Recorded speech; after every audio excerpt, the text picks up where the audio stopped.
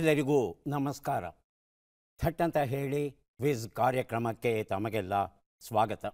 ಕನ್ನಡ ಭಾಷೆಯಲ್ಲಿ ಸಾಹಿತ್ಯ ಎಷ್ಟು ಹುಲುಸಾಗಿ ಬೆಳೆದಿದೆಯೋ ಅಷ್ಟೇ ಹುಲುಸಾಗಿ ಅಲ್ಲದಿದ್ದರೂ ಸಾಕಷ್ಟು ಪ್ರಮಾಣದಲ್ಲಿ ವಿಜ್ಞಾನ ಸಾಹಿತ್ಯ ರಚನೆಯಾಗಿದೆ. ಅದು ಗಣಿತ ಆಗಿರಬಹುದು, ರಸಾಯನಶಾಸ್ತ್ರ, ಭೌತಶಾಸ್ತ್ರ, ವೈದ್ಯಕೀಯ ಶಾಸ್ತ್ರ, ಔಷಧಶಾಸ್ತ್ರ, ಭೂಗರ್ಭಶಾಸ್ತ್ರ, ಯಾವುದೇ ಶಾಸ್ತ್ರವನ್ನು ತಗೊಂಡ್ರೂ ಆ ಒಂದು ಕ್ಷೇತ್ರದಲ್ಲಿ ಗಣನೀಯ ಕೆಲಸ ನಡೆದಿದೆ.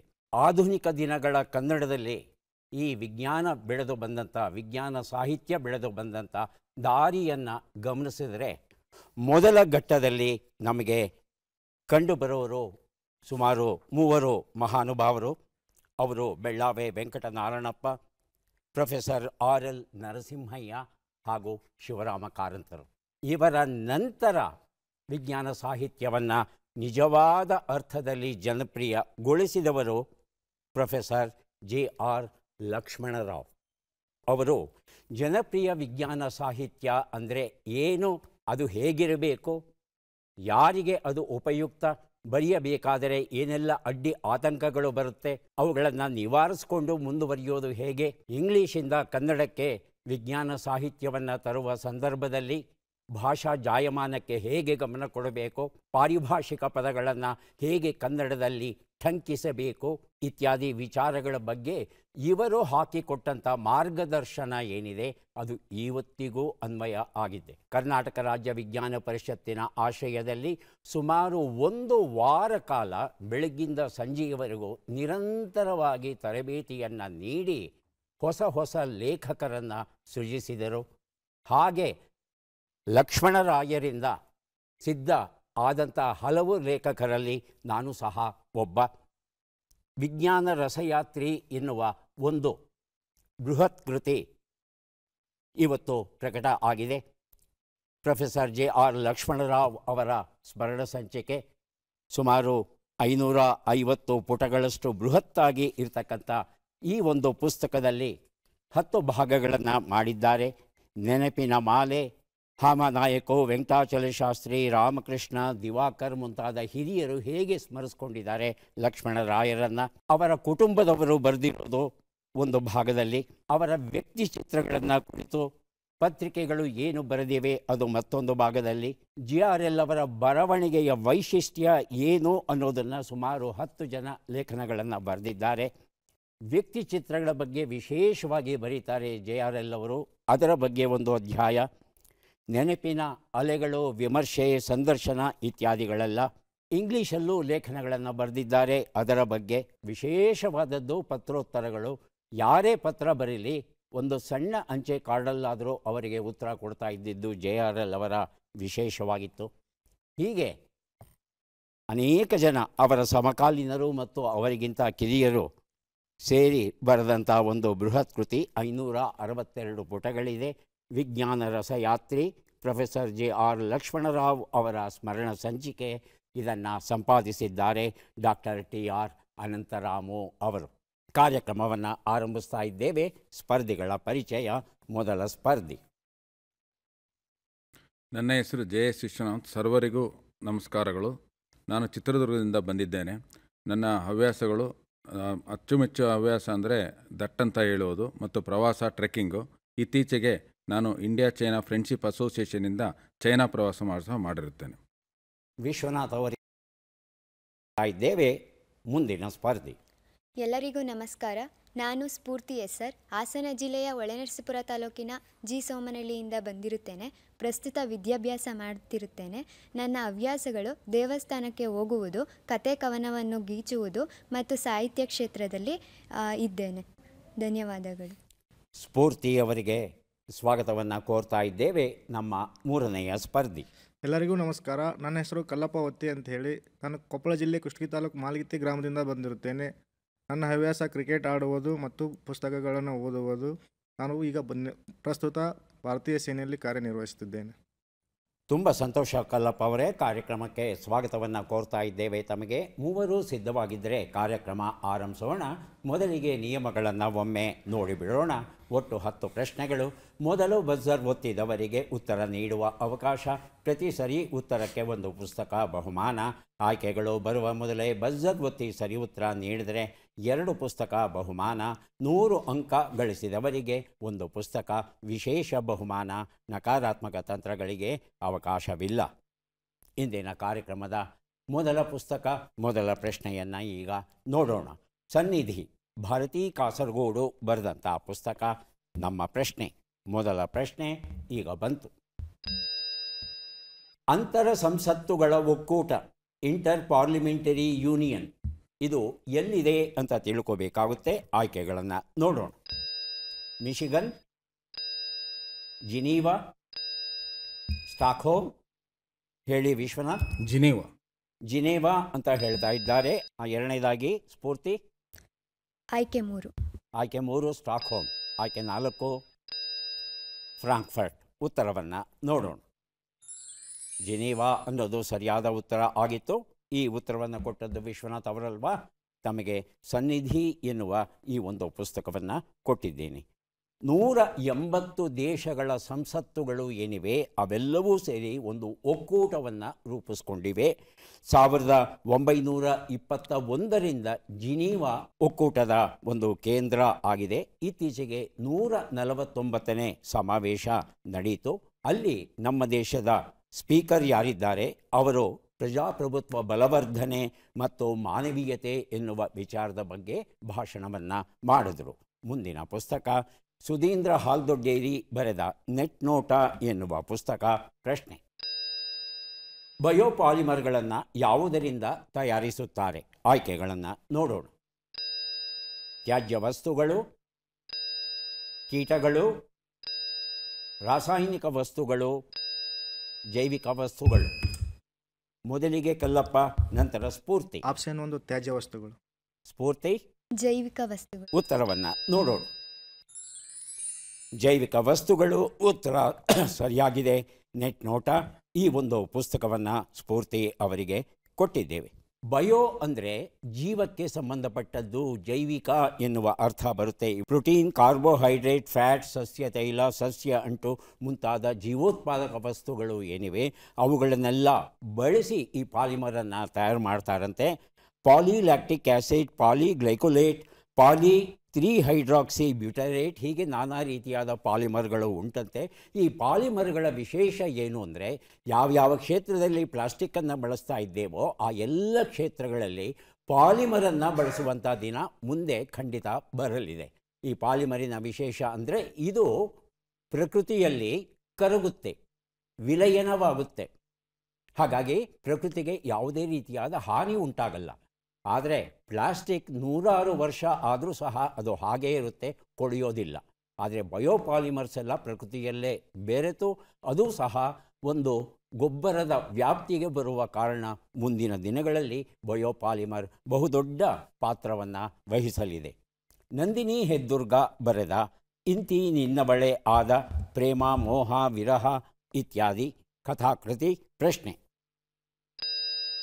ಭಾರತವು ಅಮೇರಿಕದಿಂದ ಯಾವ ಹೊಸ ಕ್ಷಿಪಣಿಗಳನ್ನು ಕೊಳ್ಳಲು ಒಪ್ಪಂದವನ್ನು ಮಾಡಿಕೊಂಡಿದೆ? ಆಯ್ಕೆಗಳನ್ನು ನೋಡೋಣ.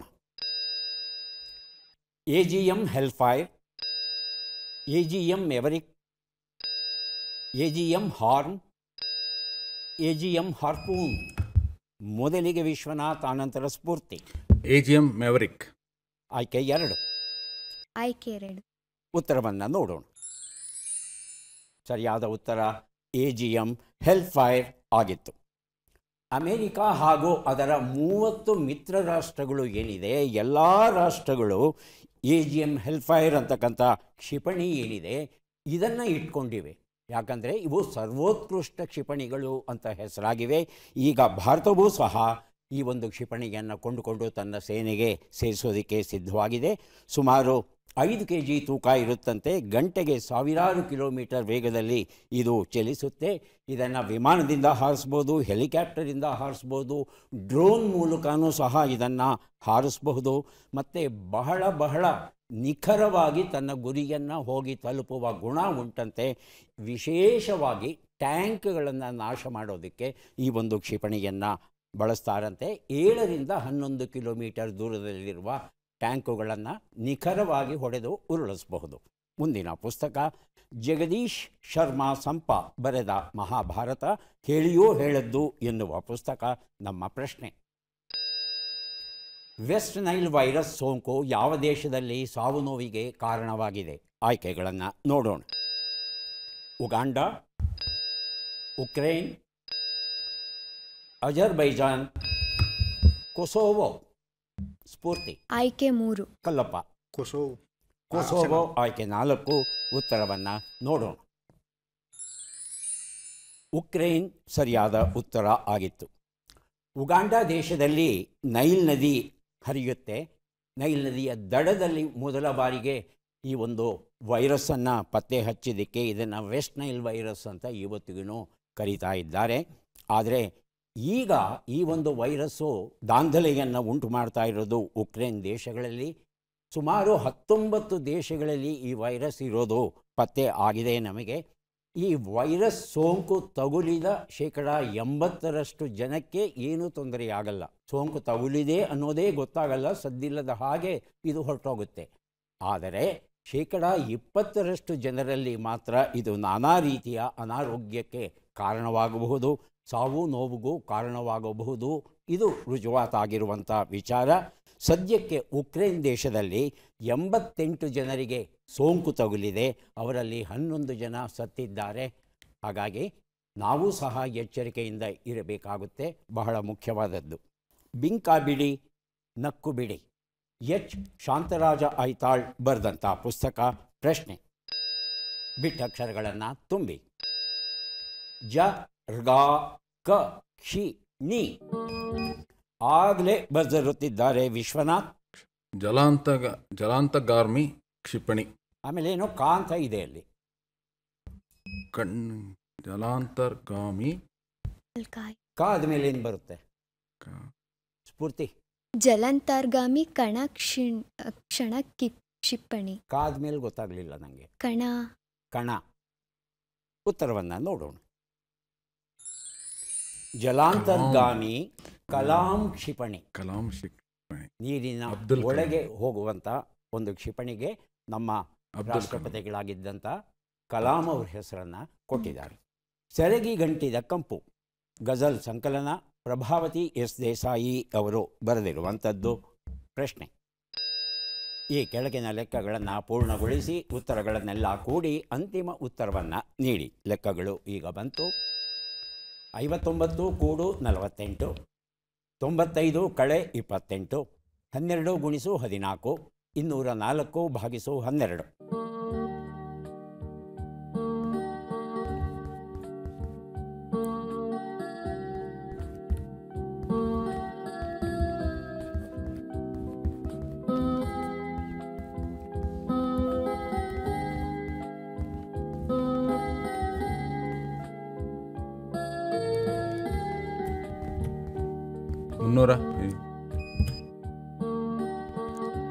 $359. 359 ಅಲ್ವಾ?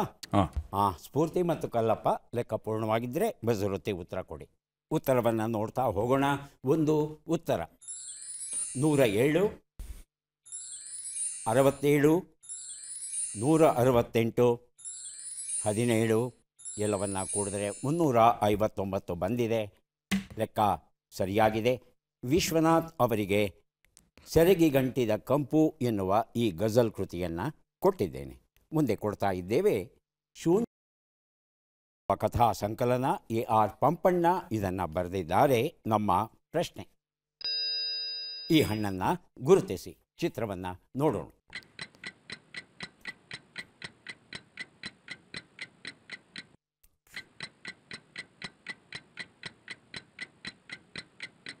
ಆಯ್ಕೆಗಳನ್ನು ನೋಡೋಣ.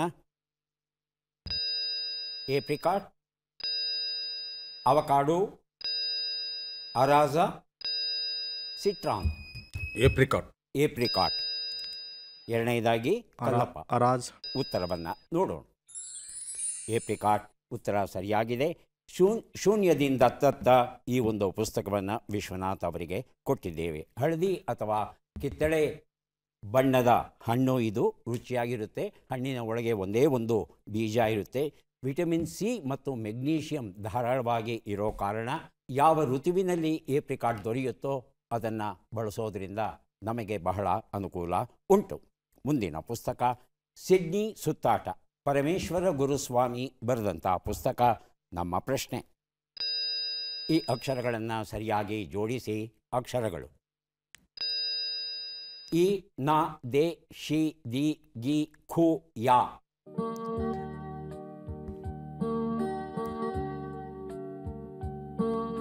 ಸ್ಫೂರ್ತಿ. ಈ ದಿನ ಖುಷಿಯಾಗಿದೆ. ಈ ದಿನ ಖುಷಿಯಾಗಿದೆ. ಯಾಕೆ ಖುಷಿಯಾಗಿದೆ ಈ ದಿನ ಅಂತ ತಿಳ್ಕೋಬೇಕು. ವಿಶ್ವನಾಥ್, ಈ ದಿನ ಖುಷಿಯಾಗಿದೆ. ತಟ್ಟಂತ ಹೇಳೋ ಕಾರ್ಯಕ್ರಮದಲ್ಲಿ ಭಾಗವಹಿಸ್ತಾ ಇದ್ದೇನೆ. ಭಾಗವಹಿಸಿದ್ದಕ್ಕೆ ಖುಷಿಯಾಗಿದೆಯಾ ನಿಮಗೆ? ತುಂಬ ಸಂತೋಷ. ಕಲ್ಲಪ್ಪ, ಅದೇ ಉತ್ತರವಾ ಬೇರೆದಾ? ಅದೇ ಉತ್ತರ. ಉತ್ತರವನ್ನು ನೋಡೋಣ. ಈ ದಿನ ಖುಷಿಯಾಗಿದೆ ಉತ್ತರ ಅಂತೂ ಸರಿಯಾಗಿದೆ. ಆದರೆ ಸ್ಫೂರ್ತಿ ಸ್ವಯಂ ಈ ಉತ್ತರವನ್ನು ಕೊಟ್ರ, ವಿಶ್ವನಾಥ್ ಅವರಿಂದ ಕಾಪಿ ಹೊಡೆದ್ರ ನನಗೆ ಗೊತ್ತಿಲ್ಲ. ನಿಯಮದ ಅನ್ವಯ ಪುಸ್ತಕವನ್ನು ಸ್ಫೂರ್ತಿ ಅವರಿಗೆ ಕೊಡ್ತಾ ಇದ್ದೇನೆ. ಸಿಡ್ನಿ ಸುತ್ತಾಟ, ಪರಮೇಶ್ವರ ಗುರುಸ್ವಾಮಿ ಬರೆದಂಥ ಪುಸ್ತಕ ಸ್ಫೂರ್ತಿಗೆ ದೊರೆತಿದೆ. ಈಗ 3 ಪುಸ್ತಕವನ್ನು ಕೊಡೋದಕ್ಕೆ ನಾವು ಸಿದ್ಧವಾಗ್ತಾ ಇದ್ದೇವೆ. ಪದಬಂಧ ಬಂದಿದೆ. ಸುಳುಹುಗಳನ್ನು ನೋಡೋಣ. ಸುಳುಹುಗಳು: ಕುಲವನ್ನು ಉದ್ಧರಿಸುವವನು, ಶೋಕವಿಲ್ಲದವನು, ಜೀರ್ಣವಾಗು.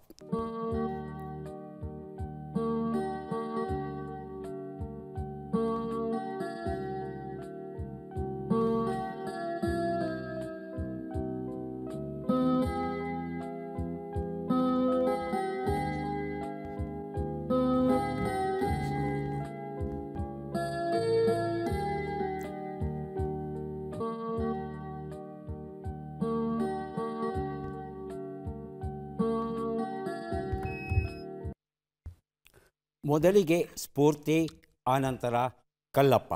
ಸ್ಫೂರ್ತಿ ಒಂದು ಉತ್ತರ. ಧರ್ಮಪಾಲಕ. ಧರ್ಮಪಾಲಕ. ಕಲ್ಲಪ್ಪ ಒಂದು ಉತ್ತರ. ವಂಶೋದ್ಧಾರಕ. ವಂಶೋದ್ಧಾರಕ. ಉತ್ತರವನ್ನು ನೋಡೋಣ. ಉತ್ತರ ಸರಿಯಾಗಿದೆ. ಡಾಕ್ಟರ್ ಎಂ ಪುಟ್ಟರುದ್ರಯ್ಯ ಎನ್ನುವ ಪುಸ್ತಕ ಕೊಟ್ಟಿದ್ದೇನೆ. 2 ಉತ್ತರ ತಮಗೆ ಅವಕಾಶ ಸಿಗುತ್ತೆ. ಹೇಳಿ ಕಲ್ಲಪ್ಪ. ಶೋಕವಿಲ್ಲದವನು. ಅಶೋಕ. ಉತ್ತರವನ್ನು ನೋಡೋಣ. ಉತ್ತರ ಸರಿಯಾಗಿದೆ. ಭಾವಯಾನ ಕವನ ಸಂಕಲನ ಕೊಟ್ಟಿದ್ದೇನೆ. 3 ಉತ್ತರ ತಮಗೆ ಅವಕಾಶ. ಜೀರ್ಣವಾಗು.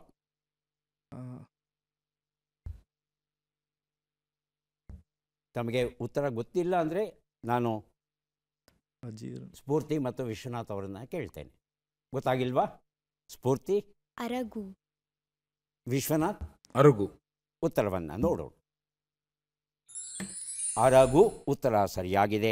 ಗ್ರಹಣ ಎನ್ನುವ ಕಥಾ ಸಂಕಲನ ಸ್ಫೂರ್ತಿ ಅವರಿಗೆ ಕೊಟ್ಟಿದ್ದೇವೆ. ಈಗ ನಾವು ಬಂದಿದ್ದೇವೆ ಕಾರ್ಯಕ್ರಮದ ಕೊನೆಯ ಘಟ್ಟಕ್ಕೆ. ಚಟ್ಪಟ್ ಚಿನ್ಕುರುಳಿ. 5 ಪ್ರಶ್ನೆಗಳು. ವಿಶ್ವನಾಥ್ ಅವರು ಸಿದ್ಧವಾಗಿದ್ದರೆ ಆರಂಭಿಸ್ತೇವೆ. ಮೊದಲ ಪ್ರಶ್ನೆ ಈಗ ಬಂತು. ಹಾದಿಗೆ ಬರು ಎಂಬ ನುಡಿಗಟ್ಟಿನ ಅರ್ಥವೇನು? ಸರಿಯಾದ ಮಾರ್ಗದಲ್ಲಿ ನಡೆ, ಮನೆಯಿಂದ ಬೀದಿಗೆ ಬರು. ಸರಿಯಾದ ಮಾರ್ಗದಲ್ಲಿ ನಡೆ. ಮುಂದಿನ ಪ್ರಶ್ನೆ. ದೀಪದ ಬತ್ತಿ ಎಂಬ ಅರ್ಥವನ್ನು ಕೊಡುವ ಶಬ್ದ ಯಾವುದು? ವರ್ತಿ, ಸರ್ತಿ. ವರ್ತಿ. ಮುಂದಿನ ಪ್ರಶ್ನೆ. ಅಮೃತ, ಮನದ, ಪೋಷ, ಪುಷ್ಟಿ, ತುಷ್ಟಿ, ರತಿ, ಧೃತಿ ಇವೆಲ್ಲ ಏನು? ಕಲೆಗಳು, ದಶೆಗಳು. ದಶೆಗಳು. ಮುಂದಿನ ಪ್ರಶ್ನೆ. ಈ ಗಾದೆಯನ್ನು ಪೂರ್ಣಗೊಳಿಸಿ 2 ಕೈ ಕೂಡಿದರೇನೇ ಚಪ್ಪಾಳೆ. ಮುಂದಿನ ಪ್ರಶ್ನೆ. ಈ ಒಗಟನ್ನು ಬಿಡಿಸಿ 6 ಕಾಲಿನ ಜೀವಿಯು ಹಾರಾಡಾರಾಡಿ ಹಲವು ಕಾಯಿಲೆಗಳ ನಮಗೆ ತಂದಿತ್ತಲ್ಲ, ಇದು ಏನೆಂದು ಹೇಳೆಂದ. ಉತ್ತರವನ್ನು ನೋಡ್ತಾ ಹೋಗೋಣ. 1 ಉತ್ತರ. ಹಾದಿಗೆ ಬರು, ಸರಿಯಾದ ಮಾರ್ಗದಲ್ಲಿ ನಡೆ, ಸರಿಯಾಗಿದೆ. 2 ಉತ್ತರ. ದೀಪದ ಬತ್ತಿ, ವರ್ತಿ, ಸರಿಯಾಗಿದೆ. 3 ಉತ್ತರ. ಇದು ಚಂದ್ರನ ಕಲೆಗಳಿಗೆ ಕೊಟ್ಟಿರುವಂಥ ಹೆಸರು. ಒಂದೊಂದು ಕಲೆಗೆ ಒಂದೊಂದು ಹೆಸರು ಉಂಟು. 4ನೇ ಪ್ರಶ್ನೆಗೆ ಉತ್ತರ 2 ಕೈ ಕೂಡಿದರೇನೆ ಚಪ್ಪಾಳೆ. ಸರಿಯಾದ ಉತ್ತರ ಕೊಟ್ಟಿದ್ದೀರಿ. 5ನೇ ಪ್ರಶ್ನೆಗೆ ಉತ್ತರ ಇದು ನೊಣದ ವರ್ಣನೆ ಆಗಿತ್ತು. 3 ಪ್ರಶ್ನೆಗಳಿಗೆ ತಾವು ಸರಿಯಾದ ಉತ್ತರ ಕೊಟ್ಟಿದ್ದೀರಿ. ಹಾಗಾಗಿ 3 ಪುಸ್ತಕಗಳನ್ನು ತಮಗೆ ಕೊಟ್ಟಿದ್ದೇನೆ. ಈಗ ಅವಕಾಶ ಸ್ಫೂರ್ತಿಯವರಿಗೆ ಬರ್ತಾ ಇದೆ. ಸಿದ್ಧವಾಗಿದ್ದರೆ ಆರಂಭಿಸ್ತೇವೆ. ಮೊದಲ ಪ್ರಶ್ನೆ, ಹಾದಿಗೆ ಹಚ್ಚು ಎಂಬ ನುಡಿಗಟ್ಟಿನ ಅರ್ಥವೇನು? ಸರಿಯಾದ ಮಾರ್ಗದಲ್ಲಿ ನಡೆಸು, ಸರಿಯಾದ ಮಾರ್ಗದಲ್ಲಿ ನಡೆ. ಸರಿಯಾದ ಮಾರ್ಗದಲ್ಲಿ ನಡೆ. ಎರಡನೇದು. ಎರಡನೇದು, ಮನೆಯ ಛಾವಣಿ ಎಂಬ ಅರ್ಥವನ್ನು ಕೊಡುವ ಶಬ್ದ ಯಾವುದು? ವಲಭಿ, ವಲ್ಲಭಿ. ವಲ್ಲಭಿ. ಎರಡನೇದು. 3ನೇ ಪ್ರಶ್ನೆ, ಲಕ್ಷ್ಮಣನ 2ನೆಯ ಮಗ ಚಂದ್ರಕೇತುವಿನ ರಾಜಧಾನಿ ಯಾವುದಾಗಿತ್ತು? ಶಶಿಕಾಂತ, ಚಂದ್ರಕಾಂತ. ಶಶಿಕಾಂತ. ಮುಂದಿನ ಪ್ರಶ್ನೆ, 2 ದೋಣಿಯ ಮೇಲೆ ಕಾಲಿಡಬಾರ್ದು. ಕಾಲು ಇಡಬಾರ್ದು. ಇಡಬೇಕಾ ಇಡಬಾರ್ದ? ಇಡಬಾರ್ದು. ಇಡಬಾರ್ದು. ಮುಂದಿನ ಪ್ರಶ್ನೆ, ಈ ಒಗಟನ್ನು ಬಿಡಿಸಿ. ಎತ್ತ ಹೋದರೂ ಬಿಡದೆ ಬೆನ್ನು ಹತ್ತಿ ತಾ ಬರುವನು, ಯಾಕೋ ಕಾಣೆ, ಕತ್ತಲಲ್ಲಿ ಕಣ್ಣಿಗೆ ಕಾಣದೆ ಮರೆಯಾಗುವನು. ಯಾರಿವನು? ಸೂರ್ಯ. ಸೂರ್ಯ.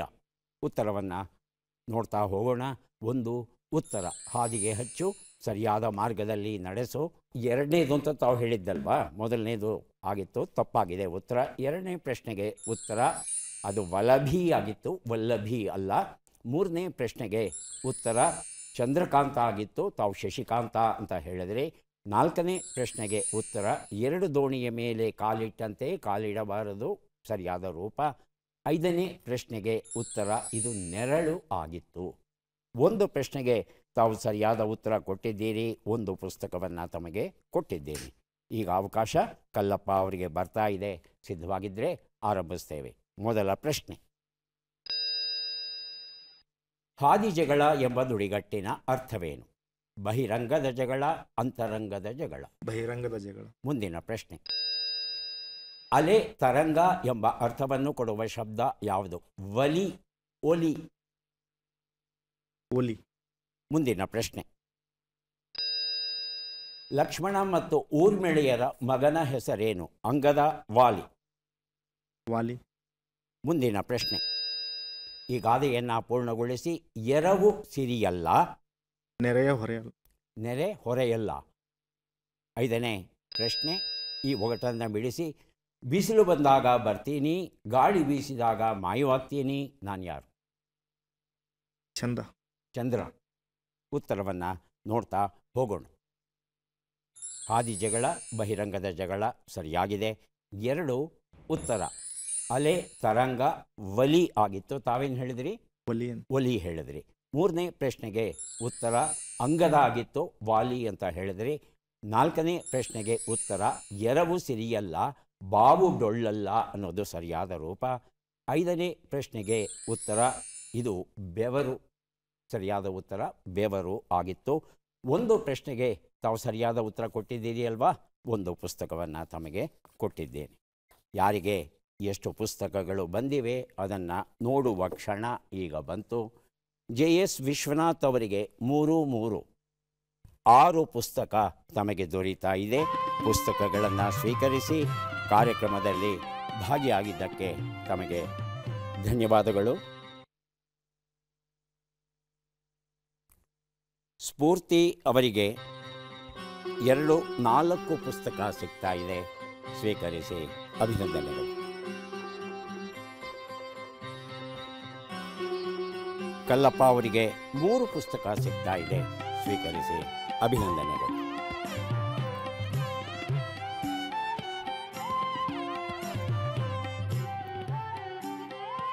ಜೀವ ಅತ್ಯುನ್ನತ ಮಟ್ಟವನ್ನು ತಲುಪಿದ್ದಾನೆ.